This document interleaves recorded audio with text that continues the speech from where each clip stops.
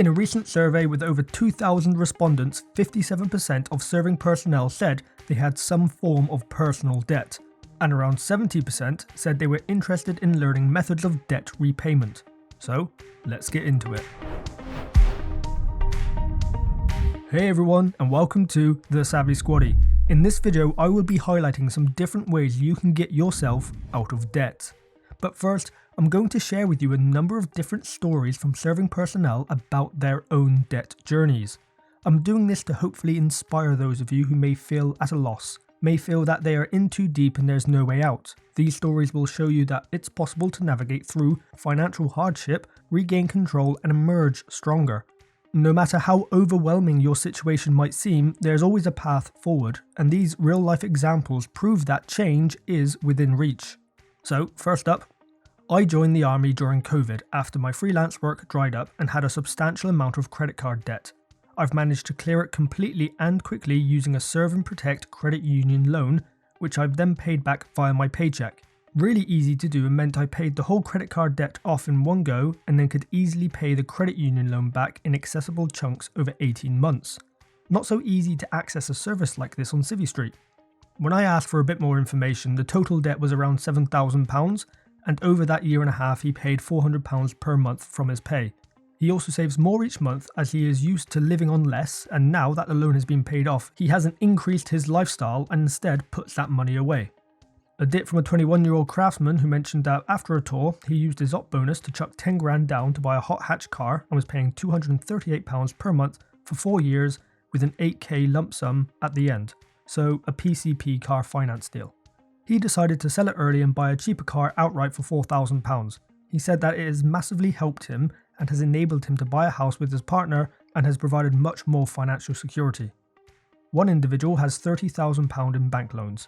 At 19, he bought a Honda S2000, extended it to buy a RAV4, which he then sold to his dad, and used another loan to buy a Land Cruiser. He only eats in the Scoff House, avoids doing shop runs, and with the use of subsidised accommodation is able to allocate around £500 per month towards getting his debt cleared. He is making short-term sacrifices to get himself back on track. Another person said, I joined the army at 20. However, from leaving school I was doing the wrong things with the wrong people and spending money I never had. This consisted of taking out phone contracts and payday loans over a 3 to 4 year period.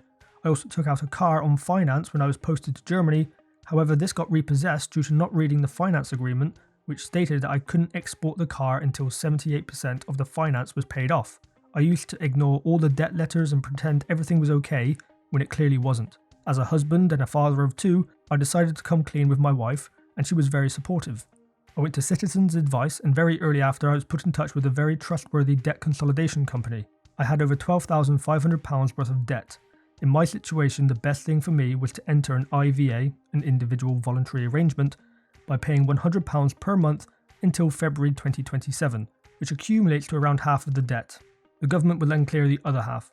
12 months on from then, I will receive a new credit file, and it will not show on any of my past history. Yes, this will cause a delay in family plans, however, it's facing up to a mistake and making the right call that works for me and takes a massive strain away from me and my family. If I could go back to the 17-year-old immature person I once was, I'd do things a lot different. Hopefully, if other people are in a similar situation, this may help them getting help as well. And then this from a commander's perspective. My experience in company command suggests that a big part of soldiers' debt problems are cars. Once they come with a problem and we add up the monthly expenditure, the biggest outgoing was, in my opinion, a stupid car. This was compounded by a poor driving record, which meant very high insurance costs. Their cars nearly always had low MPG, meaning unnecessary fuel costs. In one case, a soldier was paying off a car he had written off and had then bought another car. In that instance, I managed to get the soldier to cancel his insurance and take the car off the road, informing him he needed to just buy a banger. From my experience as well, many young soldiers get out of training and go and buy a fancy car on finance. The years in which they are best positioned to set themselves up for the future are instead wasted on finance and high insurance payments. I am of the opinion that your first couple of cars should just be some cheap bangers that are bought outright. Someone I recently talked to who is not long out of training pays around 40% of his take-home pay just on his car, insurance and tax. When fuel is included, that takes it up to 50%. That is a reckless amount of your income to be going towards a bloody car. If you are young and dumb and watching this, Do not go and buy a car on finance when you've finished training. It's a waste. One lady says, I use an app to input every single time I spend anything. My bills and income go in there too, and every morning, takes about 2 minutes if done daily, I cross-reference this with my bank account app to make sure the right things are going in and out and there's no unexpected outgoings. Keeping such a close eye on my money helped me clear my 2k overdraft in about 6 months. It's anxiety provoking, but I know where every single penny is now. Overdrafts are dangerous and in many cases can be worse than credit cards. I will link a video below explaining why this is. Now, I don't have an app, but I do provide a free spreadsheet which can help do a similar thing. A link to the video will also be below. And the final bit is, a few years ago, life was great, saving at least £1,000 a month with my partner. We were financially stable. Then it all went wrong. Living in London, high rent. We got evicted due to the sale of the property. Moved into this new place and after paying high rent and 6 months deposit, and spending lots on furniture and appliances, we found out it was a scam and an illegal sublet. We had to move, lost all of our deposit, had to pay another 6 months deposit, which was almost 8k, and had by this point paid for moving and storage. Our savings were pretty much gone. We started paying for groceries and bills on credit cards. Every year the rent went up, and we were using the credit cards more, which we were paying off, to use them again. Then my wife had a pay cut and I had to move further away due to work. We started falling behind on the credit card payments, and had collection letters and late notices. We finally sat down and took control. We set up a debt management plan. By that time, our combined debt was close to £40,000, mostly credit cards, and all our savings were gone. We stuck to the debt management plan, left London and moved into army accommodation. After many years, our debt balance was zero. It was a huge relief. Moral of the story, there is always a way out and there is help out there. My debt management plan was set up by the lovely people at StepChange Debt Charity. They gave me back financial control and peace of mind. Debt is not bad, but sometimes life happens and we need to learn when to call in a professional. I'm glad I did. Hope this helps someone out there. Now I'm saving again, my credit card usage is healthy and my credit score is back up. This is quite the journey. Thank you to those that sent in their own debt stories. By sharing these, I hope some of you out there who might be in a bit of a pickle will see it is absolutely possible to get your life back on track. But let's offer up some debt repayment options to help guide you. Firstly, you need to assess the situation because not all debt is bad. Controversial to say in some circles. A mortgage, student loan and even a business loan are all examples of good debt which over time can help increase your financial standing. If this is your only form of debt, which you're managing fine, then you're probably not in a debt crisis. However, there is of course bad debt. Credit cards, payday loans, bank loans, car finance, overdrafts, buy now, pay later, etc. These are forms of debt which will not improve your financial standing over time. That's not to say they don't have their use. I personally have a credit card which I use to pay for fuel, but I pay it off every month and never carry over a balance. This simple tactic has skyrocketed my credit score.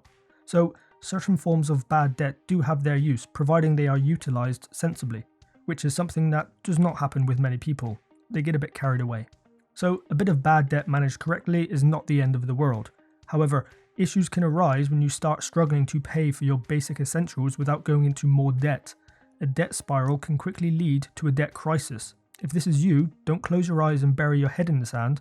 Get ahead of it while you can and start tackling this bitch. One of the first things to do when tackling the debt is to address the reasons for getting into it in the first place. Be honest with yourself. Sometimes it is a series of unfortunate, unavoidable life events in which you may not have had suitable financial safety net, but many times it's a series of poor consumer choices. Regardless of the reasons, highlighting them, making yourself aware, and better preparing yourself will keep you from falling back into debt. By not addressing the reasons, you perpetuate the problem. Now, with the help of my trusty budget and expense tracking spreadsheet linked below, you can start to make relatively painless cuts to your expenses. These things would be like cutting back on eating out, streaming subscriptions, the morning Costa, the naffy run, new games and clothes, etc. Essentially making cuts to your wants, the nice to haves, things that don't drastically change your lifestyle. By doing this, you can free up some extra money to funnel towards your debt. The more you can cut back, the more you can allocate towards the debt, the quicker it goes and the less interest you pay. The short-term cuts will save you money in the long run. If that isn't enough and perhaps you still need to go into debt to pay for the essentials, then you need to make the painful cuts. These are cuts which will impact your lifestyle, but at the end of the day, if you're going into debt to continue to live a certain way, then you actually can't afford it. Examples of this might be to cut back on branded items in the food shop, chuck on an extra jumper or two to avoid using the heating as often? Could you go without a car or even sell your current one and get a cheaper one? Could you move back into the block or even SFA? Could you do a big declutter of your stuff and sell some of it? Could you downgrade your broadband to a slower speed? Would temporarily moving to an interest-only mortgage help, etc.? There are a bunch of different ways you can cut back and save money. Having a spreadsheet with it all written down in front of you is one way to visualize the possibilities.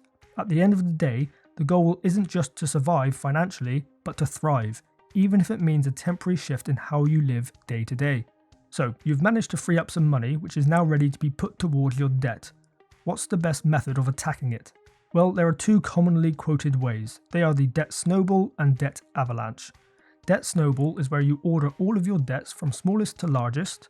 You pay the required payments on all, but allocate more money to the smallest to pay that off the quickest. Once that's paid off, you then take that money and tackle the next smallest and so on until you're debt free.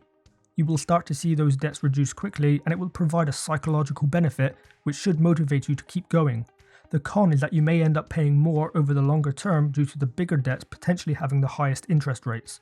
This is where the debt avalanche comes in. Similar to before, but this time you order your debts from highest interest rate to lowest, pay the required amounts on each one and allocate more money to the debt with the highest interest rate. This has the benefit of saving more money in the long term due to paying less interest. The downside is that it could take longer than the debt snowball method. The choice is a personal one at the end of the day. Pick what you think will suit you best. Another often neglected method of repaying debt is to use your savings, if you have them. People don't like this idea due to the attachment they have with the hard-earned cash they've managed to put away, but the reality is that you're paying more interest on your debt than you are earning on your savings. One of the ways banks make money is by offering savers a lower interest rate than what they charge borrowers. The bank uses the money that you save with them to lend to people, but they will charge a higher rate than what they will pay you for saving with them. The difference is profit. It's certainly not a method everyone is keen on taking, but it's a potential option available to you. It will likely save you more money in the long run, and you'll get out of debt a lot quicker. In one of the early stories, someone mentioned about using a loan from the credit union Protect and Serve to pay off all of their debts. This is known as debt consolidation. It's where you take out a big enough loan to pay off all of your other ones, and then that allows you to just focus on one big loan with a single interest rate. These can be handy providing you address the reasons for getting into debt first and avoid going back in. Defeats the purpose if you do a consolidation loan to then take on more debt via other means. Now, a consolidation loan will not solve your debt problems. You've just taken lots of little debts and moved it into a single big one. That will still need repayments each month. You'll still be paying interest, which could end up being more overall, but consolidating can be useful for managing and organising your debt. A potential alternative is to transfer any credit card debt via a 0% balance transfer if you are eligible for one. The 0% tends to only be for a fixed period of time, so you will want to make sure you can clear the debt in that time, otherwise the interest rate will shoot up. Also, by missing the monthly minimum repayment, you could lose the 0% APR deal. Don't just apply, complete an eligibility checker first, link below. For this to work, like many other debt repayment options, you need to be disciplined. As a side note, repaying only the minimum amount on a credit card each month is not at all a good thing. This has long-lasting disastrous effects. The minimum repayment will only cover the interest accrued that month and a small bit of the actual loan amount. So, it could end up taking years to clear £1,000 on a credit card if only doing the minimum repayments, and you'll end up paying a metric shit ton of interest. And this is all providing you don't continue to add to the credit card. I just want to say that I'm not partnered with Protect and Serve, but loan repayments, saving deposits, etc. can be taken directly from your salary so you don't even notice it.